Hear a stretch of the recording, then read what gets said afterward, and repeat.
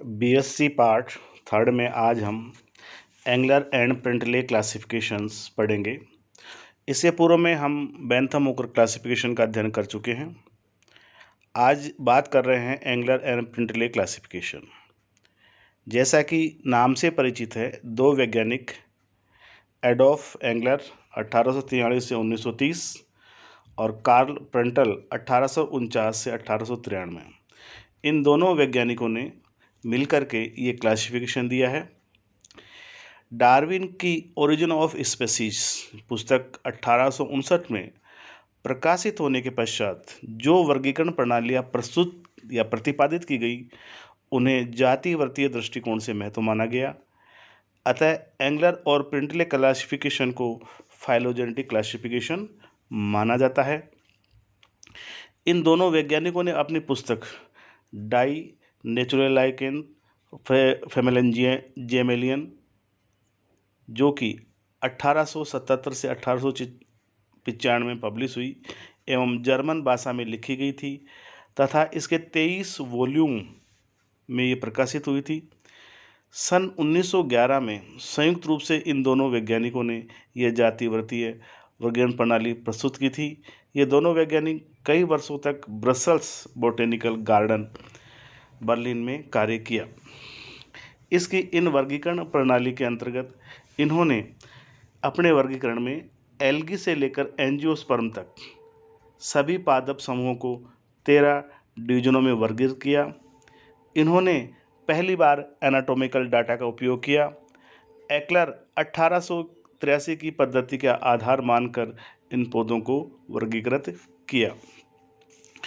इस सिस्टम ने यूरोप और अमेरिका में बेंथम हुकर सिस्टम को पूर्णतः रिप्लेस कर दिया। इस वर्गीकरण प्रणाली में विभिन्न समूहों की जातिवृत्तता व पुष्पों की उत्तरोत्तर जटिलता पर प्रकाश डाला गया। इस पद्धति में मोनोकोट को डाइकोट से पूर्व रखा गया। ग्रासेस की तुलना में ऑर्किड्स को अधिक विकसित माना गया। यह first recognised true phylogenetic system of classification कहलाता है। यहाँ मॉडर्न जो फाइकोलॉजिस्ट हैं उनको ये मान्य नहीं है।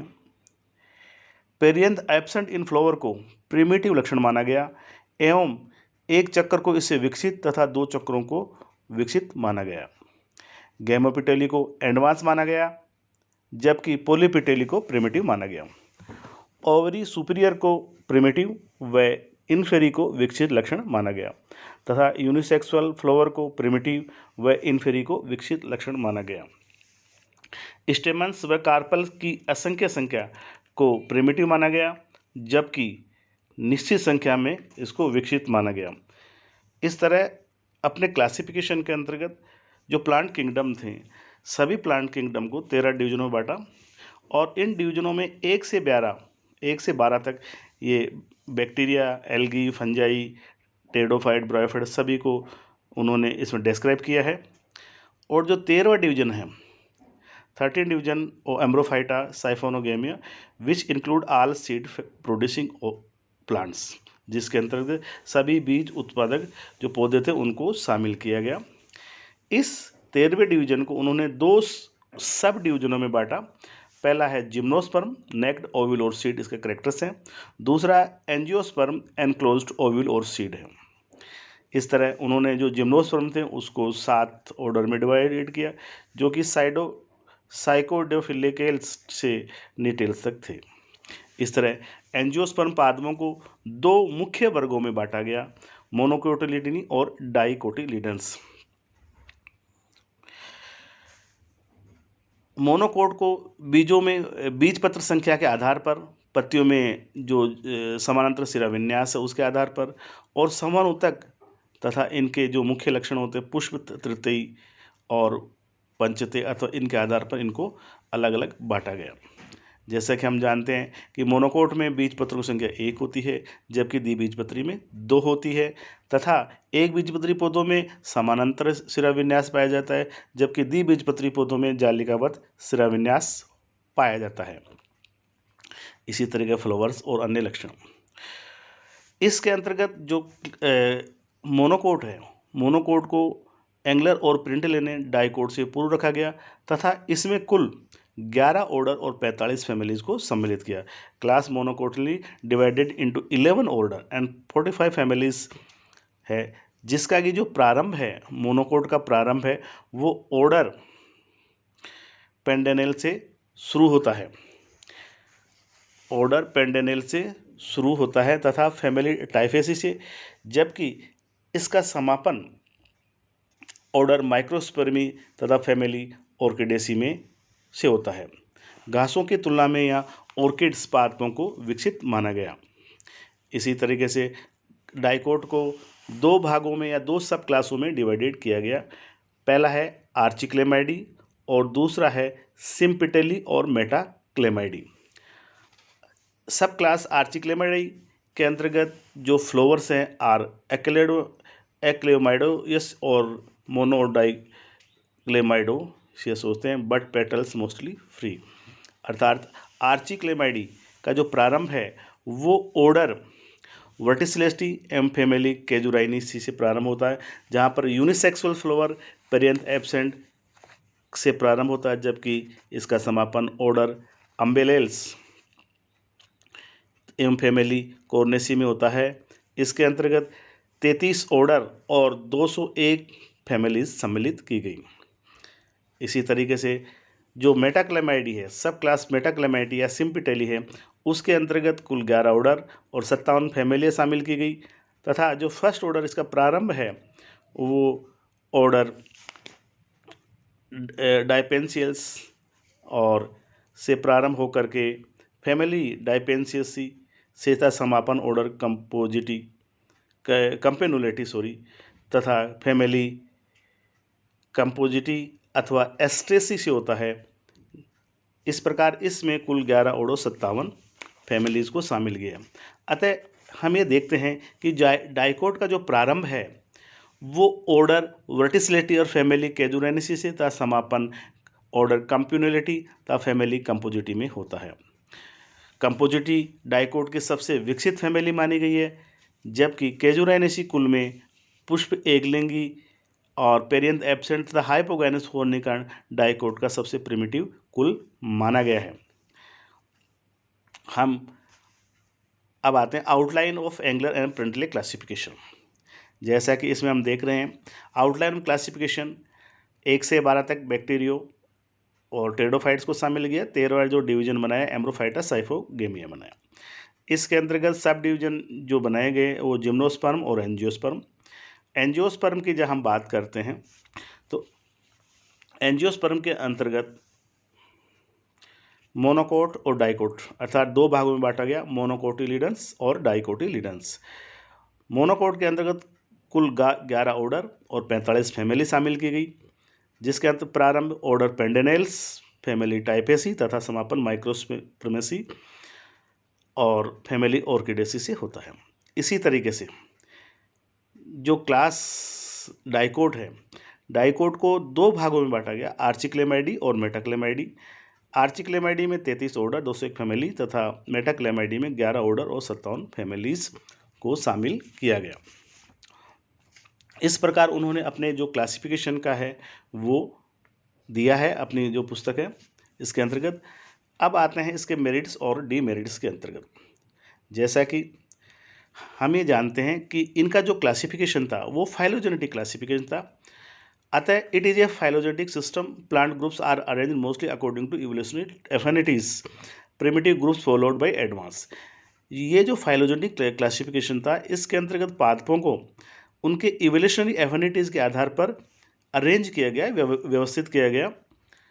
The system deals with the all groups of plant kingdom. यह जो सिस्टम है ये सभी प्लांट ग्रुप्स को डिनोट करता है, प्रदर्शित करता है, बैक्टीरिया, एल्गी, ब्रोफाइटा, टेरिडोफाइटा, एटिक्स सभी आदि। The system provided modern taxonomic की for identification of each group of plants. ये जो सिस्टम है इस सिस्टम के अंतर्गत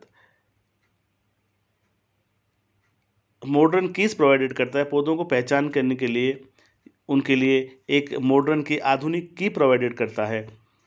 इसके अंतर्गत next gymnosperm treated as a separate group, जहां बैंथम ओकर ने डाइकोट और मोनोकोट के बीच में जिम्नोस्पर्म रखा था।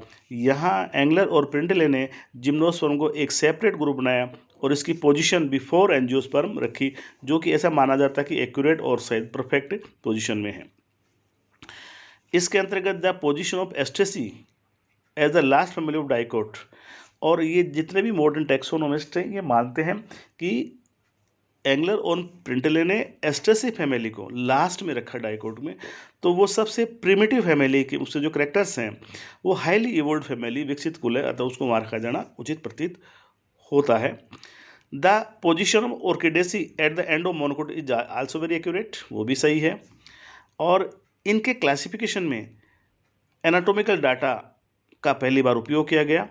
इस प्रकार से हम देखते हैं इनके मुख्य जो मेरिट्स हैं उसके आधार पर हम कह सकते हैं कि पौधों की पहचान हेतु कुंजियों के साथ साथ प्रत्येक वंश और जाति के आवश्यक चित्र भी दिए गए। यह पद्धति जैविक विकास के सिद्धांत की स्वीकृति के बाद विकसित हुई, अतः पौधों की फाइलोजेनी पर प्रकाश डालती है। एक्लर 1883 से विकसित की गई तथा इसका अनुसरण भी करती है, ये भी एक मेरिट्स है।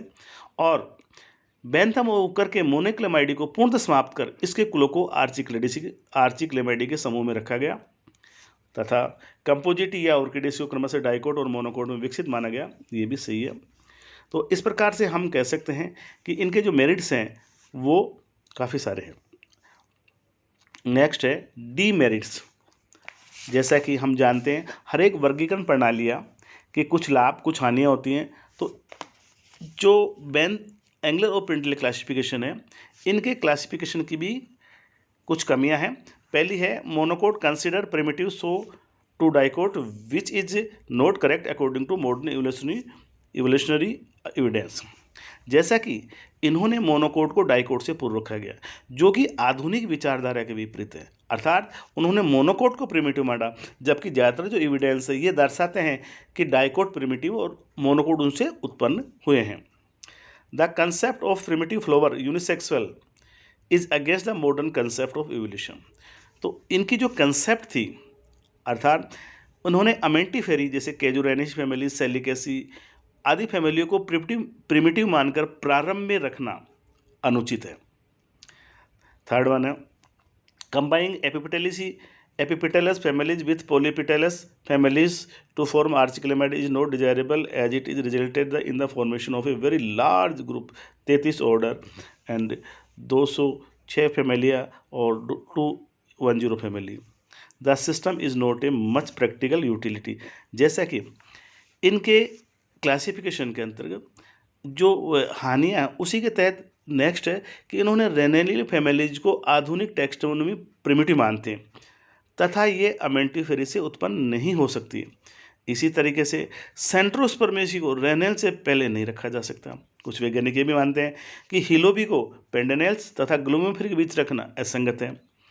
और इनके क्लासिफिकेशन में origin of angiosperm was considered as polyphyletic, और इनका जो सिस्टम है वो प्रायोगिक दृष्टि से भी उचित महसूस नहीं होता है या उचित प्रतीत नहीं है। इस प्रकार से हम कह सकते हैं कि जो एंगलर और प्रिंटले क्लासिफिकेशन है उन्होंने संपूर्ण पादपों का उन्होंने ये वर्गीकरण किया और एक फाइलोजेनेटिक क्लासिफिकेशन की जो प्रथम शुरुआत है ये एंगलर प्रिंटले क्लासिफिकेशन को माना जाता है।